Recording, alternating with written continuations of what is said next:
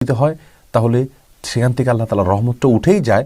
আর দুজন ব্যক্তির মাঝে কেউ একজন যদি কোনো গুনাহে লিপ্ত হয় তাহলে তাদের মধ্যকার ভালোবাসা আল্লাহ তাআলা তুলে নেন। এ বিষয়ে ইমাম বুখারী রাহিমাহুল্লাহ আল-আদাবুল মুফরাদে একটি হাদিস বর্ণনা করেছেন, দুজন ব্যক্তি একে অন্যকে যদি ভালোবাসেন পরে তাদের মাঝে বিচ্ছেদ হয়ে যায় বা বিচ্ছেদ ঘটে যায়, এটা শুধুমাত্র এই কারণেই ঘটে যে তাদের কেউ একজন যদি কোনো গুনাহে লিপ্ত হয়ে যায়। অতএব গুনাহে লিপ্ত হলে কিন্তু ভালোবাসা কমে যায়। আমাদের আজ বিবাহগুলো শুরুই হয় গুনাহ দিয়ে, গান বাজনা, বেপর্দা, অশ্লীলতা, আল্লাহর নাফরমানি, এগুলো দিয়ে আমাদের বিবাহের অনুষ্ঠান পরিপূর্ণ থাকে, যার কারণে বিবাহের অনুষ্ঠান থেকে আল্লাহর নাফরমানির ফলে ওখান থেকে আল্লাহর রহমত উঠে যায় এবং ভালোবাসা নির্দিষ্ট করে আমরা বলতে পারি যে দুজন ব্যক্তির মধ্যকার ভালোবাসা উঠে যাওয়ার একটা বড় কারণ হলো গুনাহে লিপ্ত হওয়া।